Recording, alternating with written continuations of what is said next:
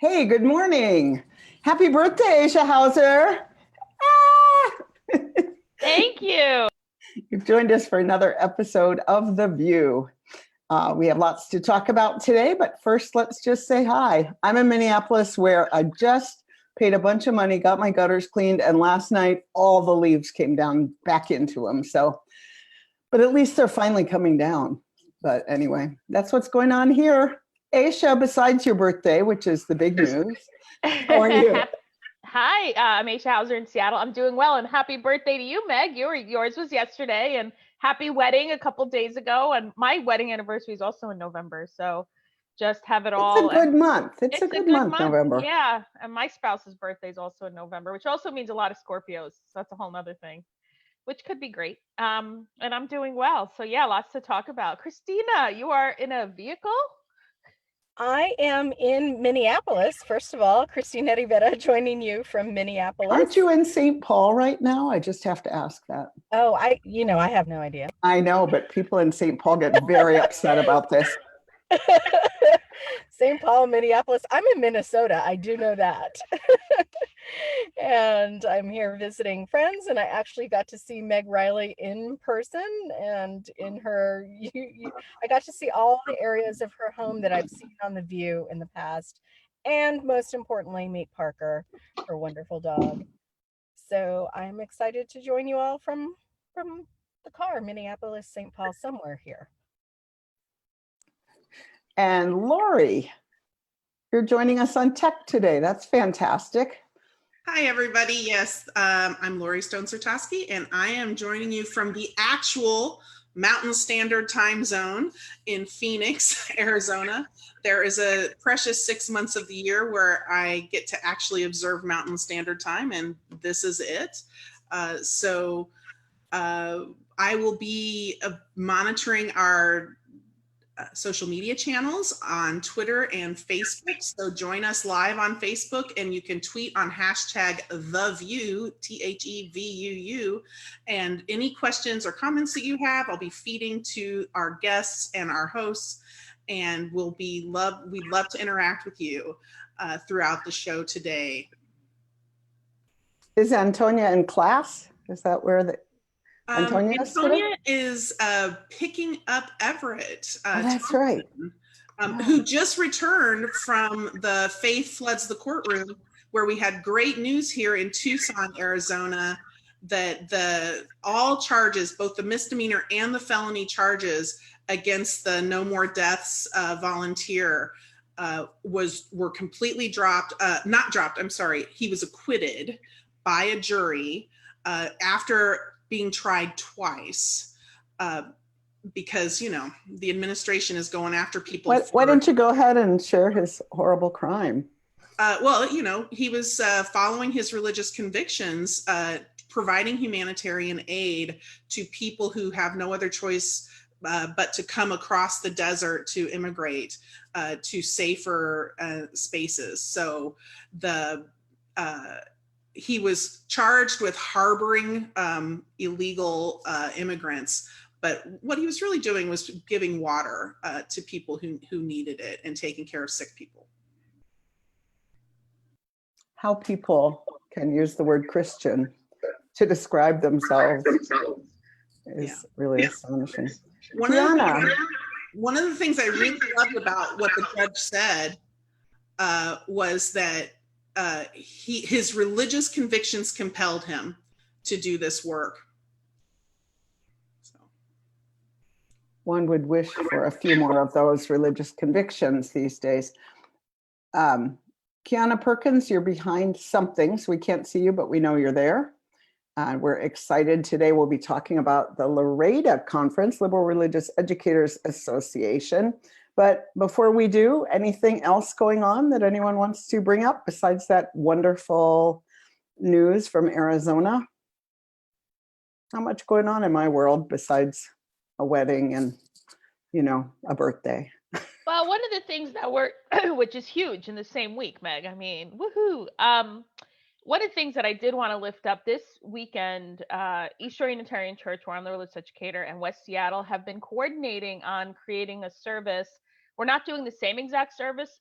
in our respective congregations, what we're doing is telling the real story, the origin story of Thanksgiving, and that it actually, the legal, when Lincoln wrote the proclamation to make Thanksgiving a holiday, it had nothing to do with Pilgrims or Native Americans. It was, I don't think it was necessarily try to prevent civil war, but it was definitely like, hey, let's unite and be grateful for, I don't know what.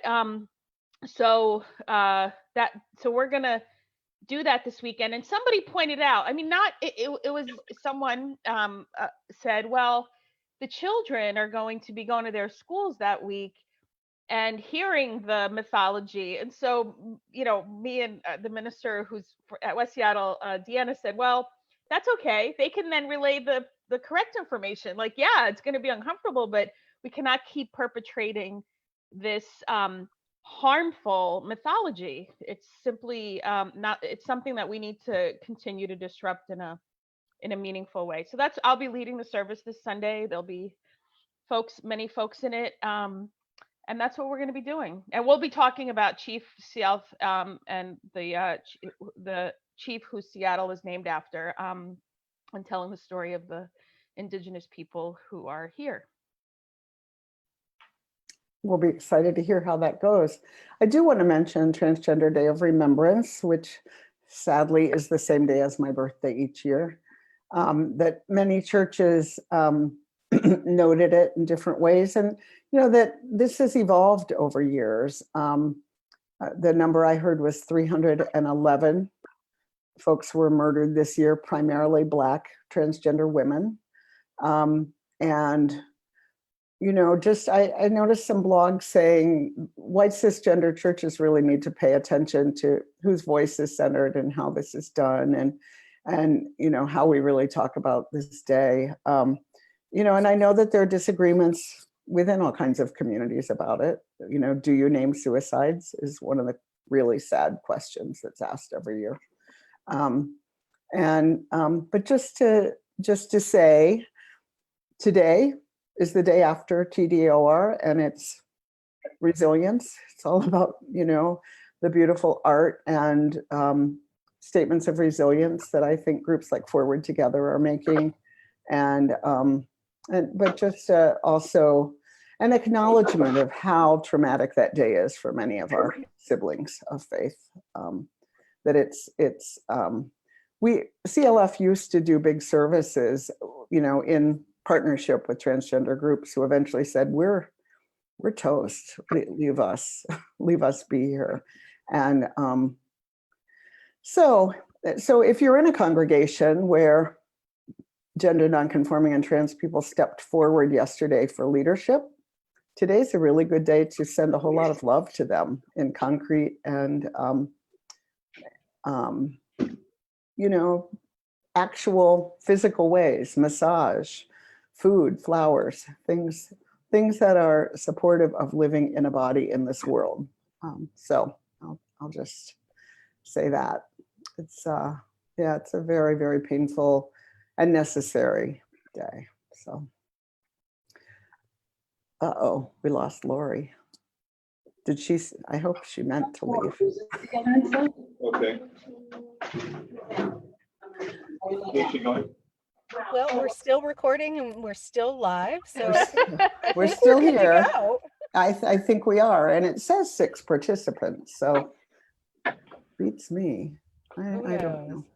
I'll also mention that yesterday was the Latina Pay Equity Day, which means that it will have taken Latinas until November 20th to make the equivalent of what our white male counterparts made in all of 2018. So it's actually a full year and 10 months before we see pay equity. So just hoping to raise the visibility of, how we need to be resourcing Latina entrepreneurs and folks that are out in our communities really trying to make a difference. Y'all, I am so sorry. I'm going to try to come back at about 10:30. We have a building emergency that I need to address in my pastoral hat. So I will be back. I'm sorry. I was the one who was unmuted because I didn't mean to not be muted. Sorry. Love you. Bye. All right. Take care. Good luck. Good luck. Take care, Ann Arbor. Aisha and Christina, don't go anywhere. I'm here hanging out. I got the same mug you do, Meg, for my Hey, coffee. I know, so. right? Jai's like, oh, you use that evil corporate mug. And I'm like, I love the shape of it. I can't help it. Kind of a perfect mug, really. I know. Well, okay. So I know one of our guests is on our way and on their way, and the other guest has a building emergency. So should we talk about LREDA, or why not? Two of our guests are huge leaders in LREDA and have plenty to say about it.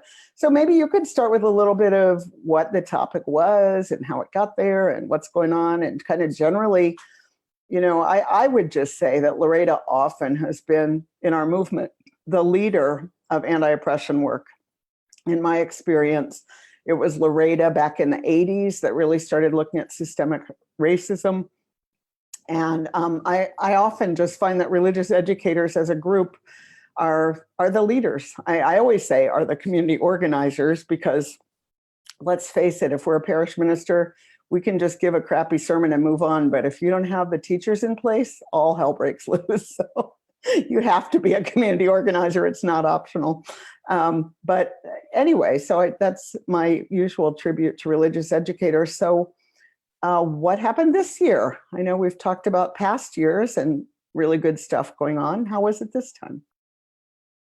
So it was our largest fall conference in our history, 250 attendees, the highest number of ministers. I believe, Christina, was 35 or 40 ministers, ordained clergy. And for many, it was their first LREDA Fall Conference. So our lineup was Reverend Sophia Betancourt, Reverend Rosemary Bray McNatt, and Dr. Elias Ortega Aponte. And they were presented a program called The Theology of Suffering. Was there another word, Christina? I think it was The Theology of Suffering.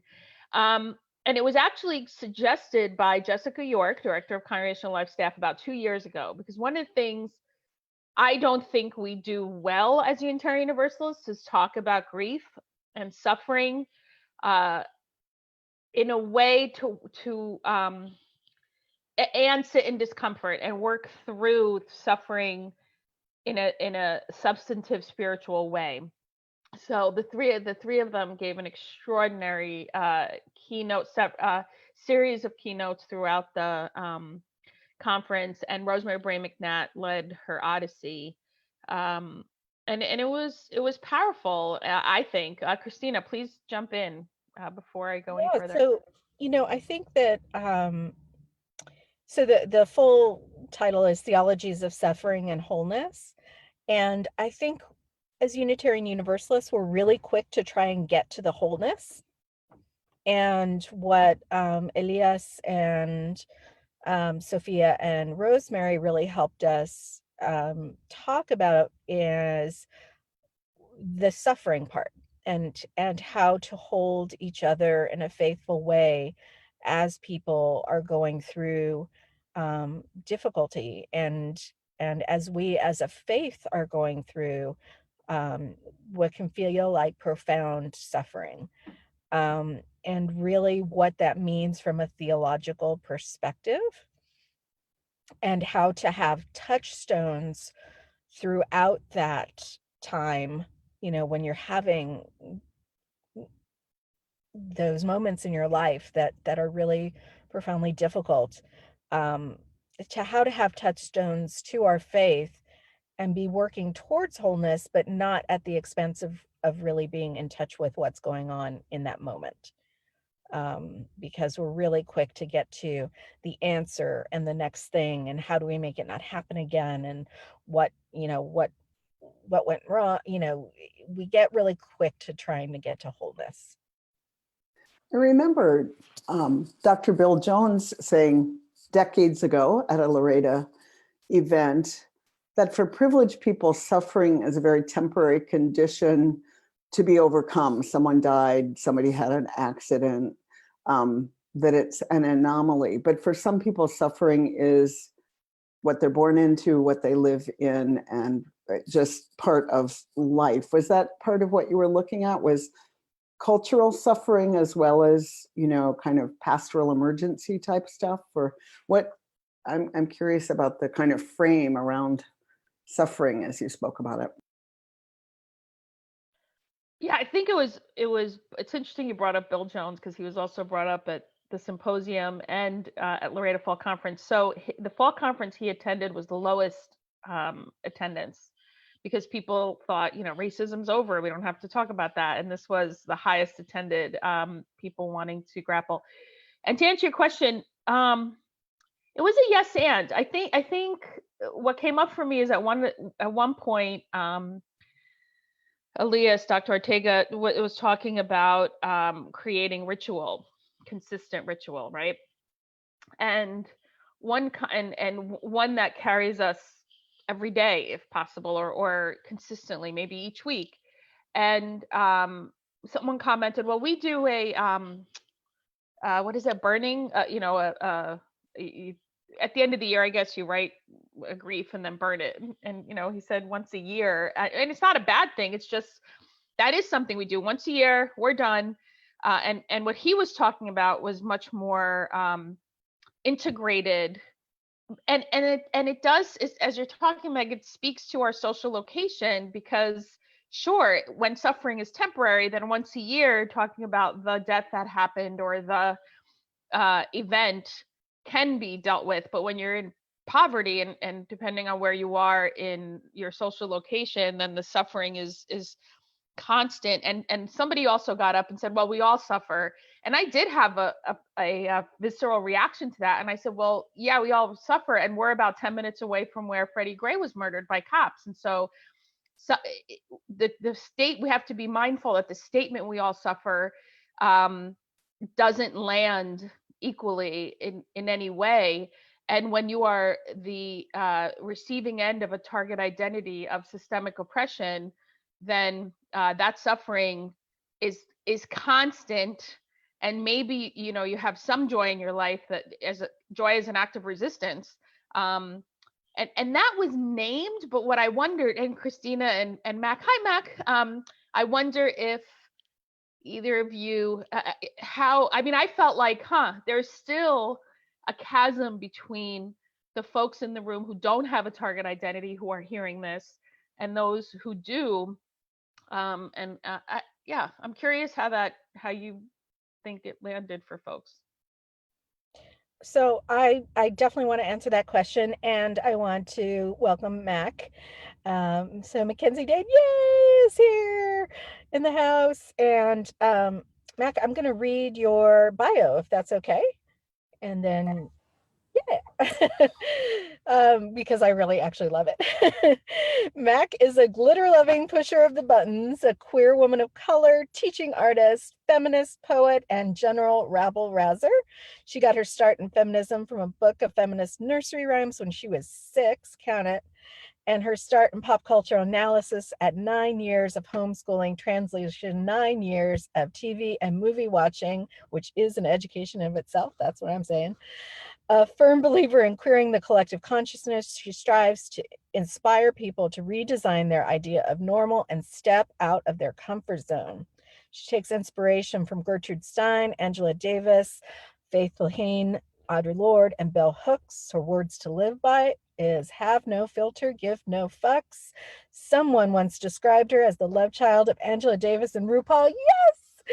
And she thinks that just about sums it up. Welcome, Mackenzie. So glad Hi.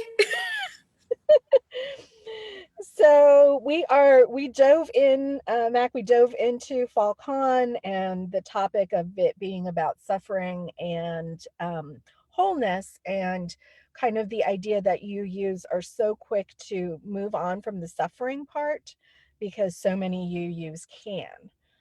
That their social location allows them to move out of that to get to the resolution or the solution or whatever it is you want to call it.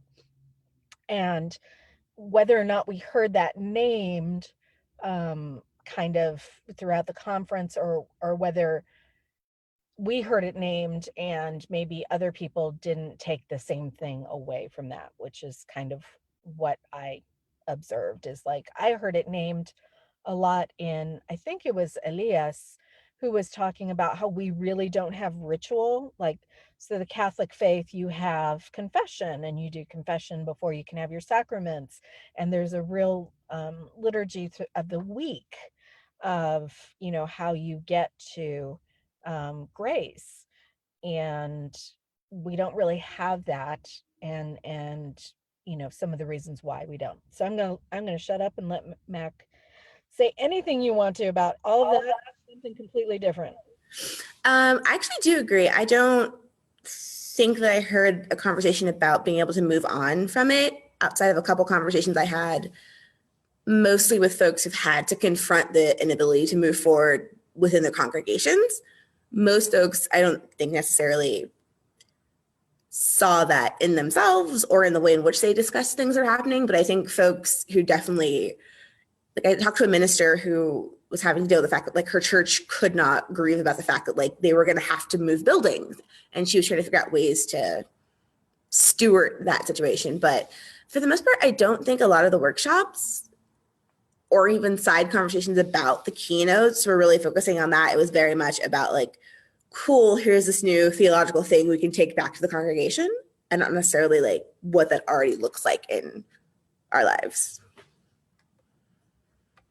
New, the idea of suffering being new is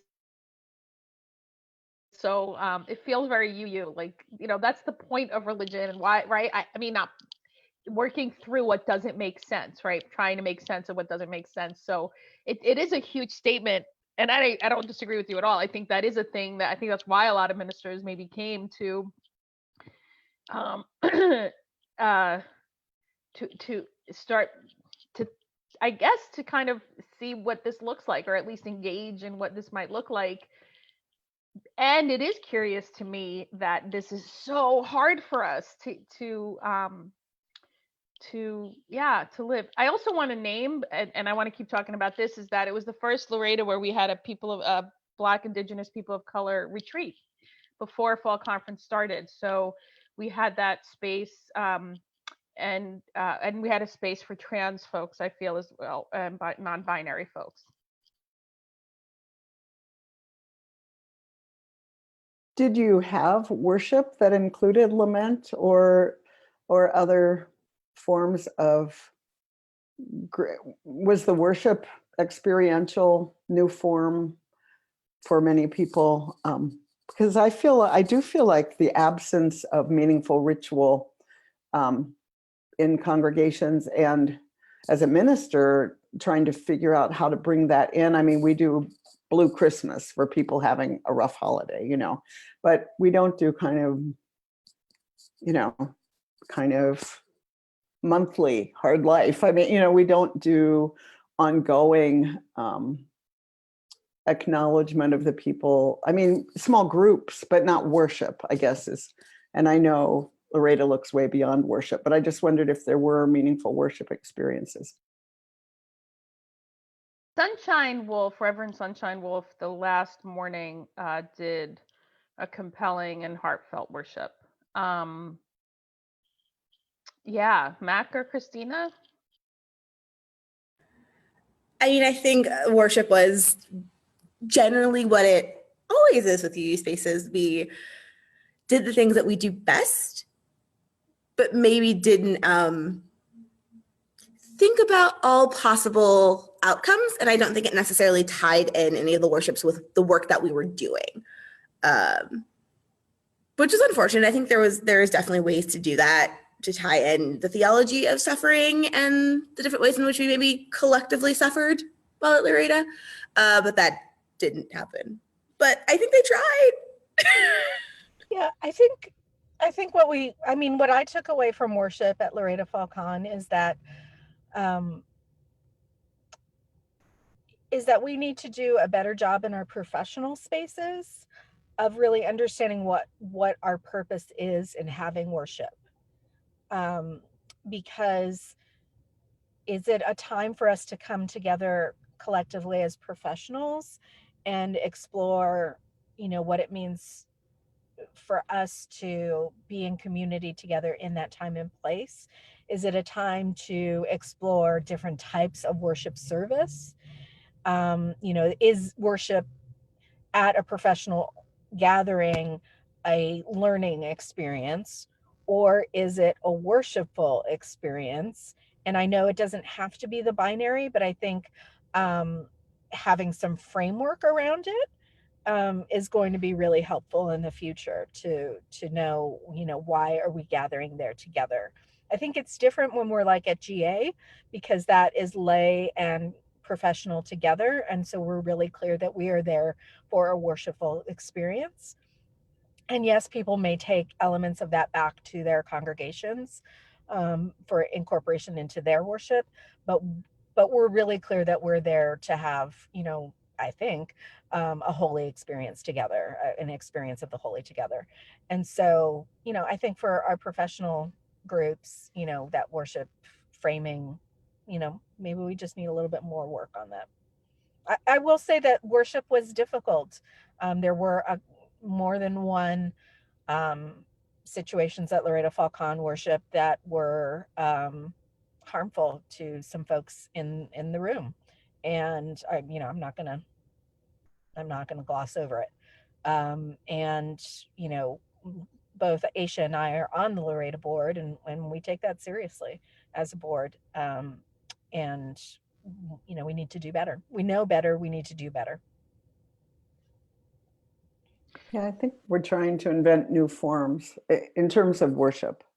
I think of Reverend Derek Jackson gave this amazing talk a few years ago at when the teaching pastors gathered at Meadville about lament and how to do lament. And I was like, let's do it now. Don't just talk about it. I mean, it was a talk. It wasn't a worship service. He gave a talk.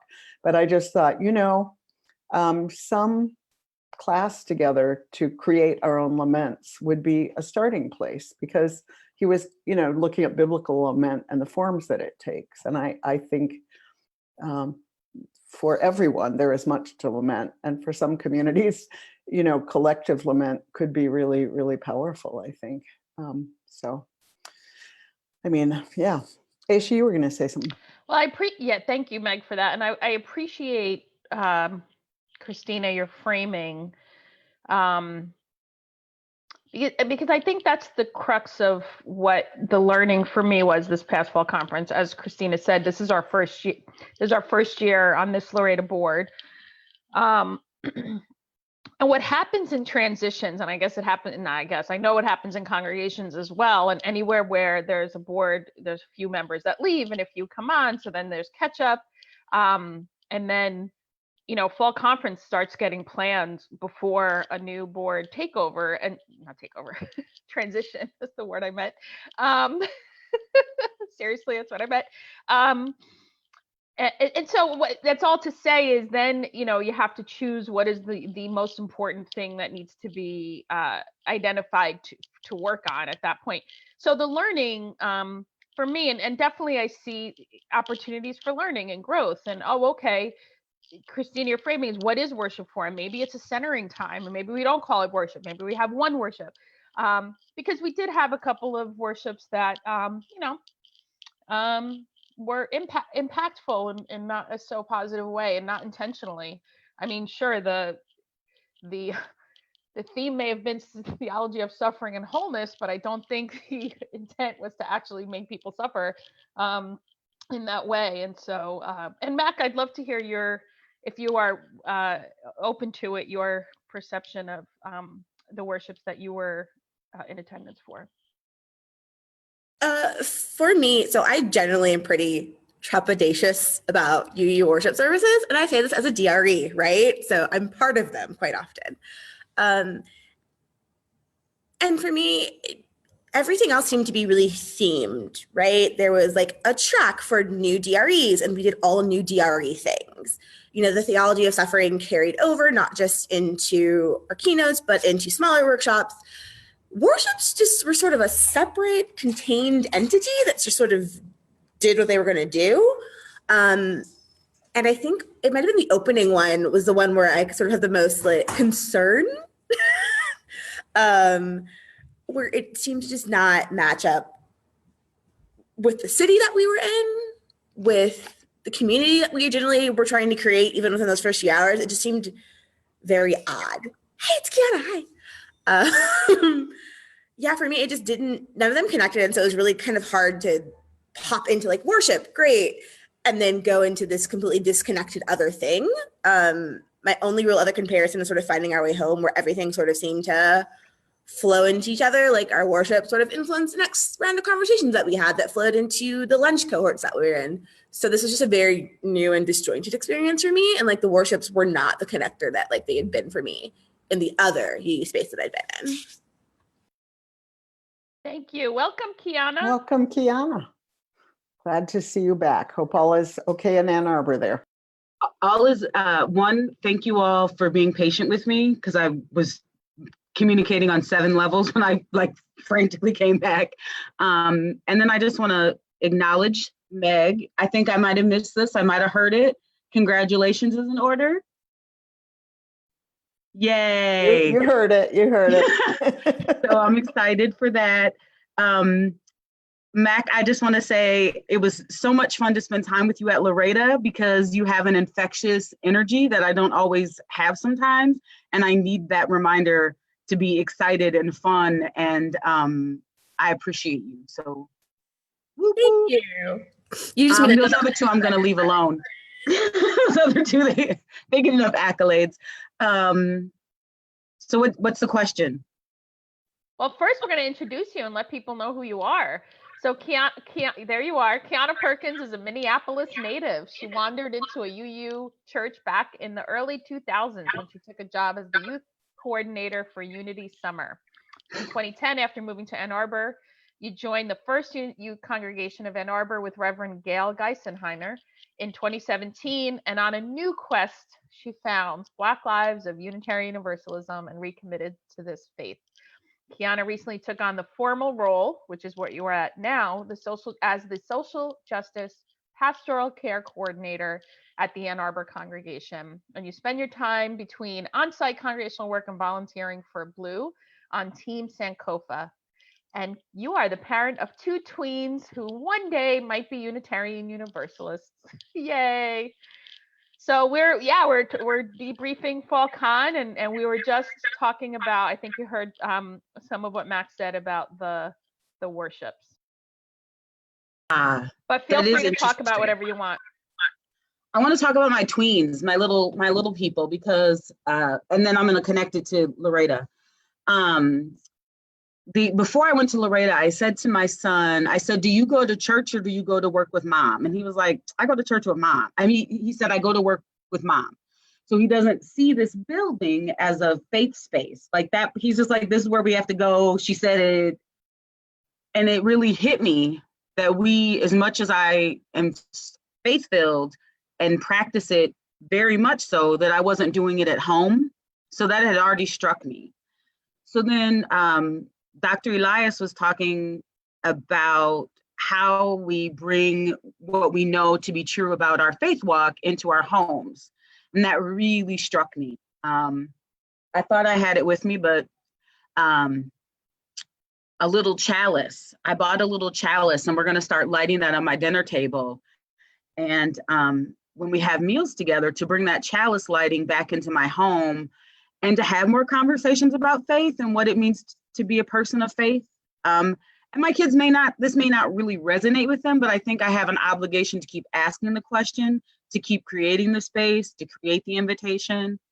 As much as we talk about religious education when we're in this building, and this is something he said as well, it has to be beyond the building. It can't just be religious educators' job on Sunday morning for the 47 minutes they have your kids to create a faith container. Just like with school, you have to back it up at home, just like when you bring your kids to religious education or spiritual growth and development on Sunday, you have to find ways to back that up throughout the week. And I realized I've been inconsistent in that. So that's something I really, really took away from LREDA, is the obligation I have to share my faith with my kids. And because they're they're in a UU space. I'm really lucky that they could end up not being Unitarians, and I could be at peace with that because I know they went through a process. And I feel like I'm inviting them into the process by reiterating the things at home. My daughter's in 6th grade, so they do all the field trips. So she's been to temple. I think they went to mosque. Oh, we went to Islamic faith space. And so they're going to all of these different things and experiencing different faiths. And I wouldn't be surprised if she became something like a Quaker, you know, like she just is so open to everything. But I'm really blessed that they'll both have that experience. Okay, we actually had that same conversation. There was a couple of people where we were talking about like, great, I have the kids for a couple of minutes. And there's even a guy during a Q&A who was like, well, what happens when you have parents who are bringing their kids because they want their kids to have religious community, but the parents have a whole lot of religious trauma? And sort of an answer was given, but I actually found a practical answer to that. So we do the traveling chalice at my church. I got one of our million baskets, spray painted it some fancy colors, and then I went on the UUA bookstore and lost my mind. And so there's a chalice, candles, books for kids. So like Unitarian Universalism is a really long name. I have a copy of, I forget what it's called. It's like the Burgundy book. It looks kind of like the Blue Song book, but it's got different writings in it. I've got the actual Church of the Larger Fellowship,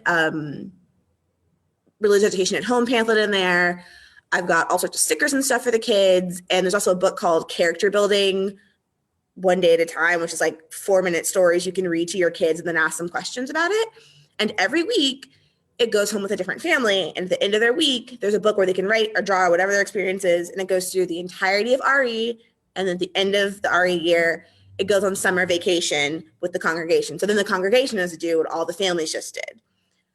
The number of interesting conversations that I've had, just because like kids don't know why they're at church. They're not in service long enough to understand how worship works, which is why they get antsy during worship a lot.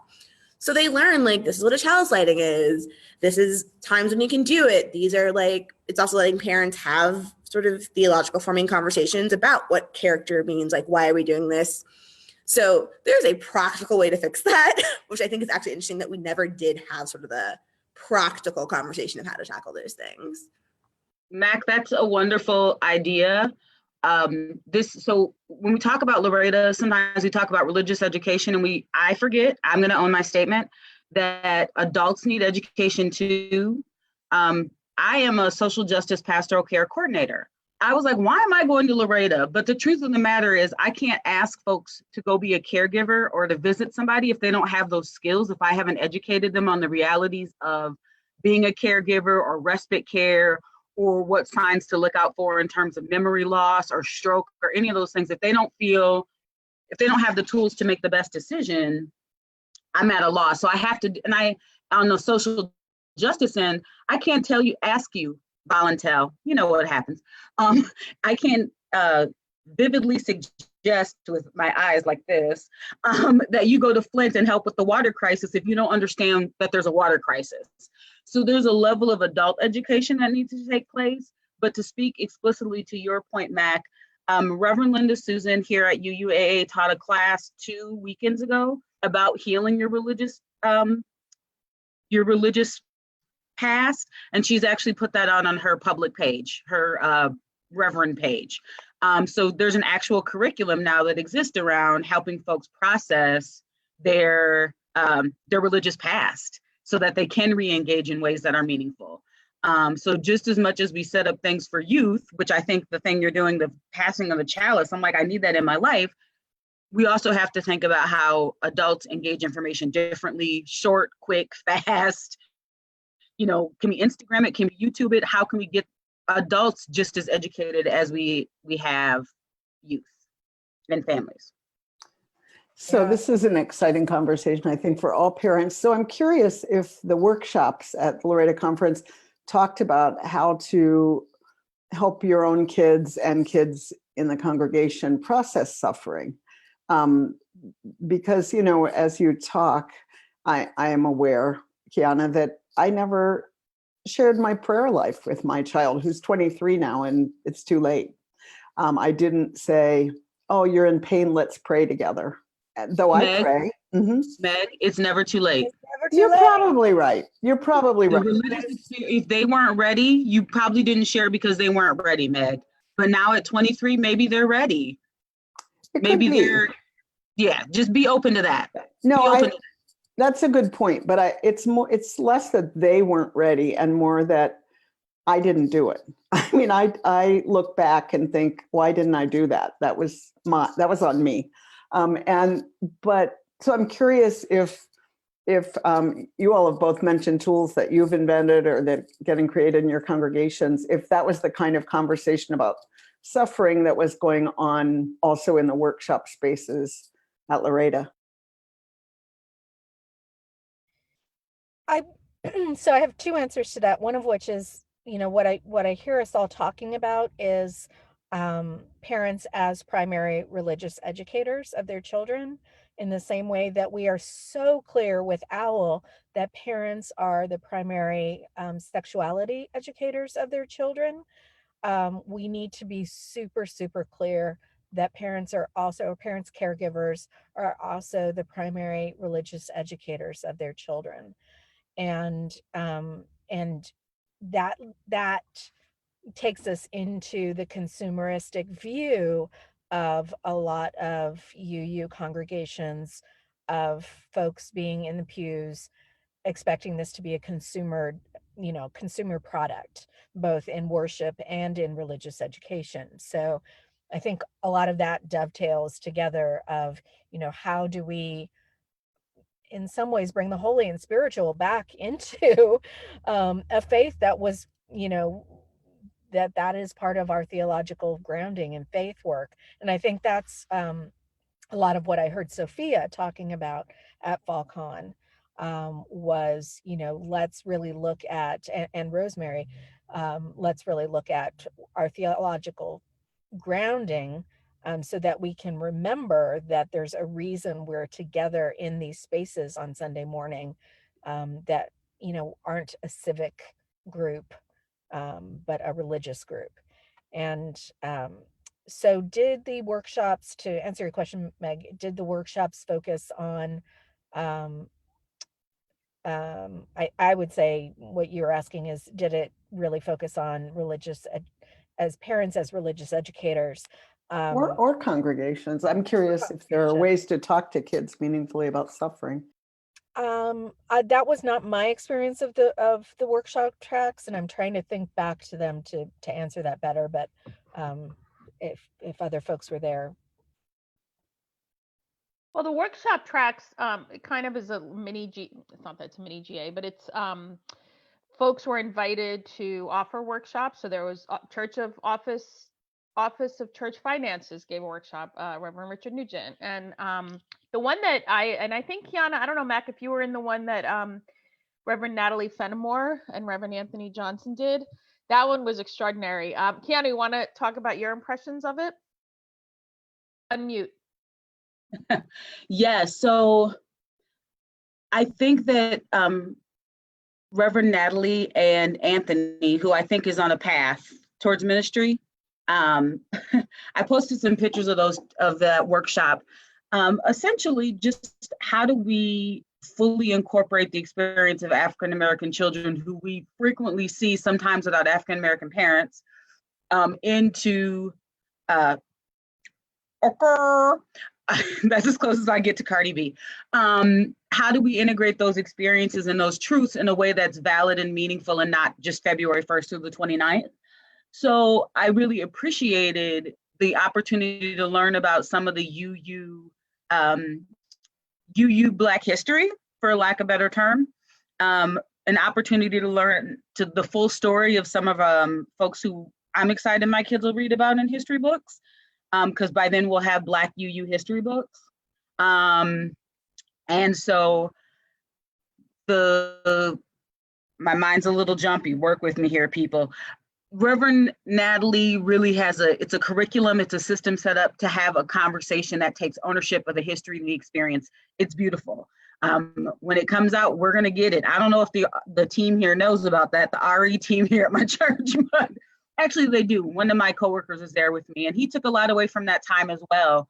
That was actually really cool. We don't normally work together in that capacity, so for him to sit in on that conversation where we're talking about, Aisha, tell me who was the pioneer we read about? Frances Ellen Watkins Harper. Yep. And so he got to learn about her, and we got to start actually like, ooh, how could we integrate this in? So we're really excited about it. I think sometimes we don't talk about those folks because we don't know how. And I feel like Reverend Natalie and Anthony's project gives us a context to talk about them that feels more respectful and not tokenized. And it also names that all of UU history is not white. And I want to thank you for those watching and comments. So religious educator Kathy Smith commented, there is so much rich conversation among religious educators about family ministry and bringing faith home. I am saddened to hear from the presenters that somehow that isn't coming through. So I'm unclear if we're not talking about it or if the family ministry and where it's happening varies widely. So it's not that it's not happening. It is happening within the context of wherever we are. So I'm not sure, Kathy, if you want to follow up on what it is you think isn't or is happening. And I also want to name the four of us are religious educators of color. And Quiana, I know that's not officially your title, and I absolutely experience you as a religious educator. So I want to name that, well, the three of you can also, this is from my perspective, my identity has impacted how both I experience Unitarian Universalism and how my role is both how I experience my role in the congregation and how I can lead the program. So yes, I affirm family ministry. I'm a huge OWL supporter. I'm an OWL trainer. And yet in the context of where I am, there's what's the word? It's nuanced. So it's not that family ministry is not happening. It's happening in different ways. So please feel free, folks, to chime in.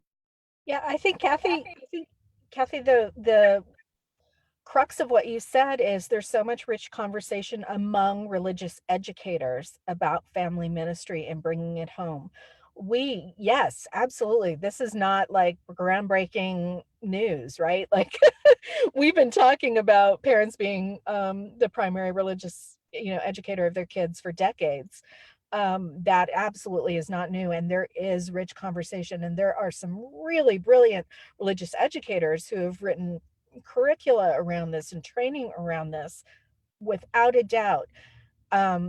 What I see that is among religious educators. And we cannot be the only ones talking about that. That has to be a cultural change of our congregations. And that's the part that I'm talking about hasn't occurred. And certainly as a religious educator of color, we haven't felt. I will say I haven't felt, because if we were that as a culture in our congregations, I believe that our UUs of color would feel so much more welcomed and so much more at home if we truly had family ministry as a culture in our congregations, as opposed to this consumerist, more consumerist feel that we have of people just coming in and getting what they want and always assuming that worship is going to touch them specifically. And if it didn't, then something was wrong with worship because their needs have to be met every single time. And so, yes, how do we take this thing that we know as religious educators and shift that into the congregation? And we can't do that without our clergy colleagues.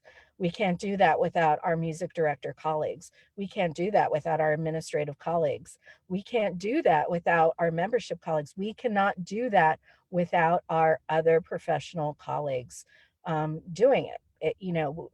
religious educators can be as revolutionary as we can, but within the power structure of a congregation, unless we have buy-in from the folks that are at all areas of that pyramid, it's not going to happen. So I think the question isn't more education about how do we teach about religious educators, about parents being the primary religious educators to them. It's how do we teach it to the congregation? Yeah, so I agree with that, because the big problem that a lot of people run into and are either surprised or don't know how to handle is a lot of the congregations skew older, richer, and very much transactional folks. And so when you have younger folks with families coming in, it's not a particularly welcoming space. And so you can't even have the conversation of how do you religiously educate your kid if kids and families aren't welcome in the first place.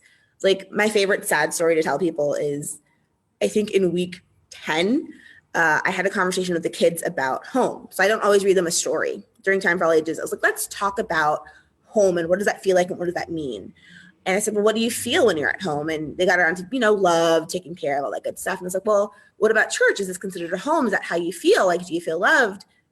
Crickets. Kids didn't say a word.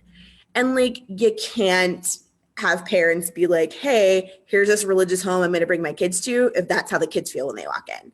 So I don't even necessarily think we're even at the like, oh, we're having lots of conversation, bring in ministers. It's like, to like work with us. It's like, no. Have a whole overhaul of congregations. And then we'll start talking about educating parents who may not know, because right now the people who are here and should know better don't. And for me, that's sort of my battleground of just like, I can't give a parent this information that says, here are 7 principles and here's our 6 sources and here's how you should teach your kids when they're walking into a space where no one is upholding those things when it comes to their own children, So. Quiana, did you want to?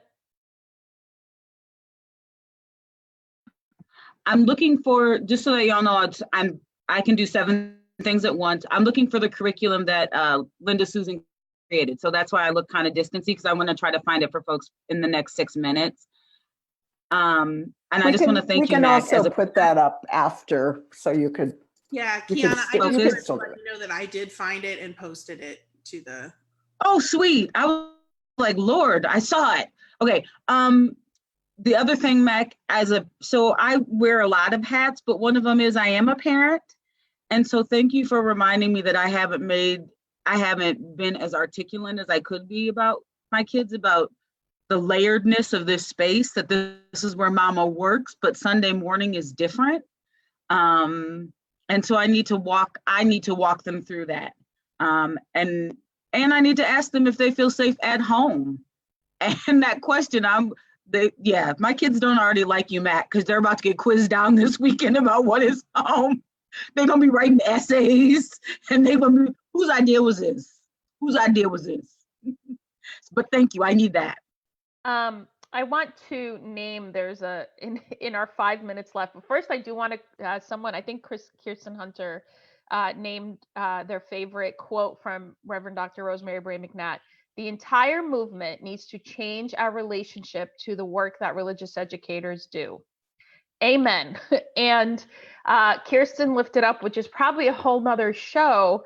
I'm just going to read the quote. I think one of the challenging things for me at Fall Con was an awareness that many religious educators do not have the skills or resources to be doing this deep work. LREDA Fall Con being a space specifically for religious educators, the theme and the central focus are the central focus. I wonder if the panel could speak to the muddy line between the responsibility of the minister in the congregation to be supporting children, youth, and families with some of these skills and the work of the religious educator. And I will name that it depends.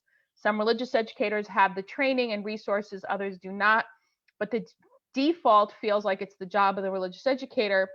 And I wonder if that needs to be looked at. Are we putting the expectation on our ministers to be serving this part of our population with education and training?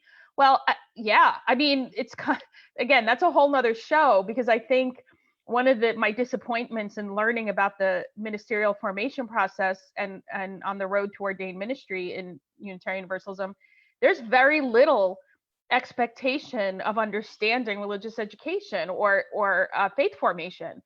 And I think that's a disservice to our entire movement. So that's a complicated question, but I don't know if in the last 4 minutes, anybody else wants to chime in on that. I mean, I think that's super, super accurate because, you know, when I first got here, I was working 20 hours and the expectation that like I can fix problems that I did not create and that have been around for like a century was heavy. And I actually discovered later that there are DREs that are 15 hours. And just this expectation that, you know, any idea that someone has about religious education we can execute, it's going to stress people out. It's going to burn people out, as shown by the very full new DRE workshop, because there's a lot of new people because people burn out because we can't do all of that work in 15 hours and 20 hours and 30 hours. So.